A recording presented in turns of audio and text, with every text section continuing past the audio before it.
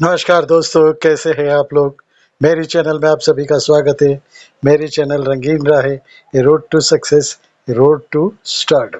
अगर आपको स्टारडम पाना है तो मेरे वीडियोस देखिए, उसमें से कुछ आपको गाइडेंस मिल सकता है। बहुत से लोग ऐसे हैं, बहुत से जो भी जिसे स्ट्रगलिंग स्टार कहते हैं। स्ट्रगलिंग तो है, जब तक अपना रिकॉग्नाइजेशन नहीं हो जाता तब तक हम स्ट्रगल ही करते हैं। ज़िंदगी में भी तो ऐसा ही है।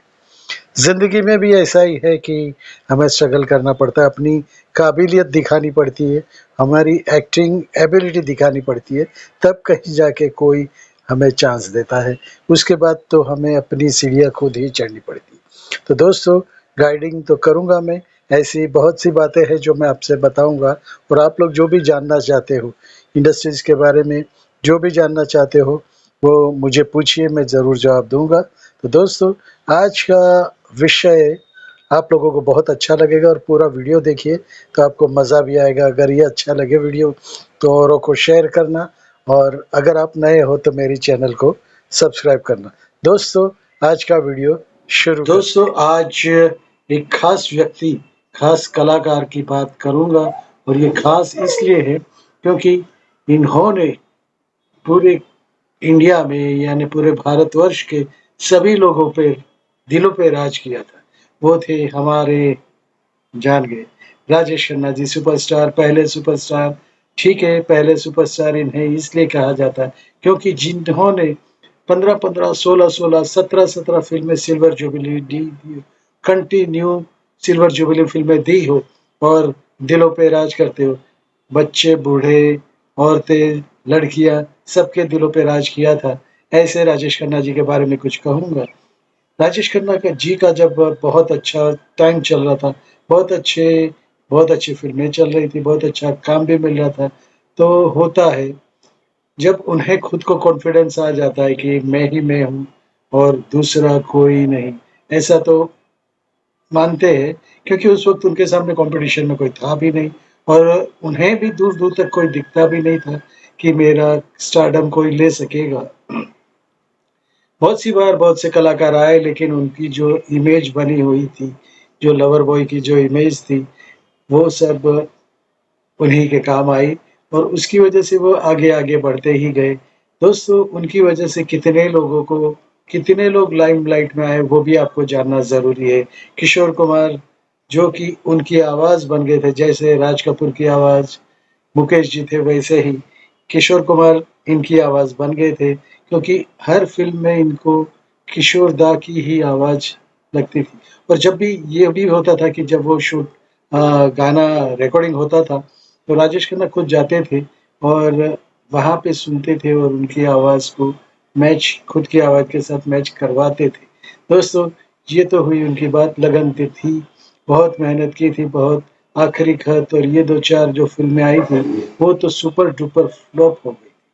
वो भी चाहते थे कि अपनी कुछ इमेज बने, कुछ डिमांड बने, कुछ हो ऐसा। तो ऐसा एक वक़्त आया, शक्ति सामंत फ़िल्म बना रहे थे, तो शम्मी कपूर जी के साथ तो उनका ऐसा था रिश्ता कि शम्मी कपूर जी तो तब चल ही रहे थे, बहुत अच्छे चल रहे थे, और वो फ़िल्में कर रहे थे। लेकिन एक वक़्त ऐसा आया जब शम्मी कपूर जी की वाइफ़ गीता बाली जी जो थी, वो ऑफ हो गई थी, और शम्मी कपूर जी डिप्रेशन में चले गए थे। तो उनके पास जो भी, और उस वक़्त की बात करूँ तो उस वक़्त में अपने इंडस्ट्री में ये स्ट्राइक चल रहा था। स्ट्राइक ऐसा चल रहा था, वर्कर्स स्ट्राइक ऐसा था कि वो स्ट्राइक 2 महीने भी चल सकता था, 5 महीने भी चल सकता था, कुछ कह नहीं सकते थे। वर्कर लोगों की स्ट्राइक थी, जिसकी वजह से सभी पूरा फ़िल्म इंडस्ट्री का व्यवहार ठप पड़ा हुआ था। तो शक्ति सामंत जी ने सोचा कि इसी बीच में मैं कुछ छोटी-सी फ़िल्म बना लूँ, तो बनाऊँ या नहीं बनाऊँ, ऐसे असमंजस में थे, लेकिन उन्होंने फ़िल्म बना ली। लेकिन ऐसा कोई कलाकार भी मिलना चाहिए, जो कि फ्री हो और एक साथ में पूरा टाइम दे सके, अपना पूरा शेड्यूल कर सके। तो दोस्तों, उन्होंने बंगाली कहानी थी आराधना, वो उनको बहुत अच्छी पसंद भी आई, और आराधना के लिए उनको बंगाली हीरोइन ही चलती थी, शर्मिला टैगोर ही चाहिए थी। शर्मिला टैगोर तब तो बहुत बड़ी हिट थी, बहुत बड़ी अच्छी कलाकार थी, बहुत बड़ी सुपरस्टार कही जाने वाली बंगाली की सुपरस्टार थी। तो दोस्तों, हर एक नया कलाकार तो चाहेगा कि कोई सुपरस्टार के साथ काम करूँ, उसकी वजह से मैं भी कुछ आगे बढ़ जाऊँ, क्योंकि बहुत अच्छे के साथ थोड़ा अच्छा भी चल जाता है, लेकिन वो थोड़ा अच्छा होना चाहिए। तो दोस्तों, ऐसे ही राजेश खन्ना ने भी सोचा कि अगर मैं शर्मिला जी के साथ काम करूँगा, तो बहुत ही बड़ी बात हो जाएगी, बहुत अच्छी बात हो जाएगी, क्योंकि वो मानी हुई कलाकार थी और बहुत अच्छी कलाकार थी, और वो राजेश खन्ना जी भी चाहते थे कि ये फ़िल्म से मुझे कुछ फ़ायदा।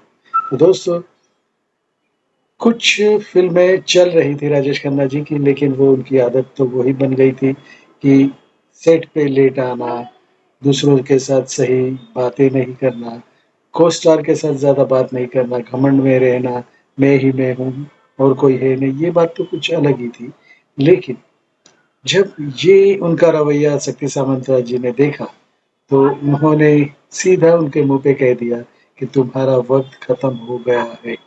तुम अभी नहीं चलोगे, ये तुम्हारे नीचे जाने के ये सब स्टेप्स तुम ले रहे हो। ये जो कर रहे हो उसकी वज़ह से आप नीचे ही जाओगे, कोई ऊपर नहीं जाने मिलेगा। अब आप आपका समय खत्म हो गया, आप चले जाओगे सुपरस्टार जो कहलाते हो, जो भी फ़िल्में देते हो, लेकिन अभी आपके पास कुछ है ही नहीं, कुछ कर भी नहीं पाओगे। ये टोंट राजेश खन्ना जी को बहुत लग गया।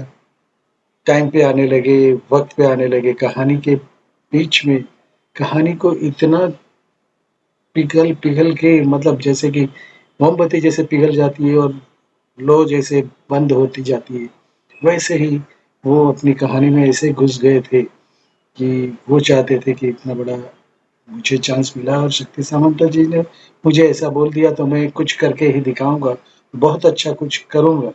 तो दोस्तों, उसके लिए शर्मिला जी भी कुछ हद तक बहुत अच्छा सुपरस्टार दिलाने में शर्मिला जी भी बहुत हद तक ज़िम्मेदार है। ज़िम्मेदार तो नहीं कहे, वो उन्होंने भी उनका साथ दिया था। बहुत से कलाकार थे आराधना में, और सुजीत कुमार जी थे, नज़ीर हुसैन थे, बहुत से कलाकार थे। दोस्तों, किसी ने सोचा नहीं था कि ये फ़िल्म इतनी सुपरहिट बनेगी, क्योंकि ये फ़िल्म जिसे क्विकी कहते हैं। क्विकी यानी स्टार्ट टू एंड बनाते हैं फ़िल्म और 1-2 महीने में पूरी हो जाती है। ज़्यादा खर्चा भी नहीं होता ज़्यादा, लेकिन उन्होंने म्यूज़िक पे बहुत अच्छा ध्यान दिया था। एस डी बर्मन जी थे और आर डी बर्मन जी भी थे असिस्टेंट में, से बहुत अच्छे गाने भी बने हुए थे। आराधना फ़िल्म उस वक़्त की सुपर डुपर हिट, झंडे गाड़ने वाली बन गई थी। लेकिन दोस्तों, कैसे बनी थी? राजेश खन्ना ने अपना सब कुछ लगा दिया, दाँव पे लगा दिया। दाँव पे ऐसे इसलिए, जो भी एक्टिंग आती थी, जो भी एक्टिंग वो जानते थे, ये दिल से एक्टिंग करते थे, जो ज़ुबान से जो डायलॉग बोलते थे, वो ही जादू वो वापस बिखेरना चाहते थे। और जो उन्होंने काम किया, क्योंकि शक्ति सामंता ने कहा था कि तुम अभी खत्म हो गए हो, तो वो टोंट उन्हें तोड़ना था। वो उन्होंने ये करके दिखाया, शक्ति सामंता जी को करके दिखाया, और ये फ़िल्म सुपर डुपर हिट रही। गोल्डन जुबली तक ये फ़िल्म पहुँच गई। किसी ने सोचा नहीं था कि ये फ़िल्म इतनी हिट हो जाएगी। और जो भी बैकग्राउंड म्यूज़िक तो था ही, बैकग्राउंड में जो भी अच्छे-अच्छे हिमालयी और जो भी वहाँ पे जो शूट किया था, हिमालय की वादियों में, सब कुछ ये जो शूट किया था, बैकग्राउंड बहुत अच्छा था। कैमरामैन ने तो जादू ही चला दिया था। इतने खूबसूरत राजेश खन्ना शायद मुझे कभी नहीं लगे, क्योंकि उनको एक-एक एंगल से ऐसे लिया गया था, और शर्मिला जी की खूबसूरती 4 चाँद लगा देती थी। डायलॉग्स राजेश खन्ना जी के बोलने के, उसकी वजह से ये फ़िल्म सुपर डुपर हिट हो गई। पब्लिक ने हाथों हाथ उठा ली ये फ़िल्म, और ये फ़िल्म राजेश खन्ना के लिए 4 चाँद लगा के बन गई, और वो वापस वहीं पे पहुँच गए जहाँ पे वो थे, यानी स्टारडम के उस मकाम पर तक पहुँच गए, जहाँ से जहाँ तक किसी को पहुँचना तो सोच भी नहीं सकते, कोई पहुँच भी नहीं सकता था। राजेश खन्ना का ये ऐसा दबदबा था कि उस वक़्त पे उसके लिए किताबें लिखी गई थी, किताबें बनी थी, और उसके गाने की कैसेट्स तब बनती थी। कैसेट इतनी बिकी थी कि म्यूज़िक वाले भी इतना अच्छा कमा गए थे, और सभी को फ़ायदा हो गया था। तो दोस्तों, टोंट कभी-कभी अच्छा भी होता है, लेकिन यहाँ लगना चाहिए। तो राजेश खन्ना को यहीं पे लगा था, और ये फ़िल्म बहुत ही सुपर डुपर हिट बन गई थी। तो जैसे शक्ति सामंत जी ने कहा था कि तुम खत्म हो गए हो, तो जैसे कि हम लोग यानी क्या बोलते हैं, ऑस्ट्रिच ऑस्ट्रिच जैसे जमीन में मुंह गाड़ देता है जब आंधी आती है तो, लेकिन उसके बाद जो उठता है, कहते हैं कि वो जल के वापस उड़ जाता है। वैसा ही राजेश खन्ना के जीवन में भी हुआ। Rajesh Khanna super duper hit हो गए और वो वो उनको आखिरी दिन तक ये याद रहा। राजेश खन्ना जी और सत्य सामंता की जोड़ी फिर तो बहुत अच्छी बन गई।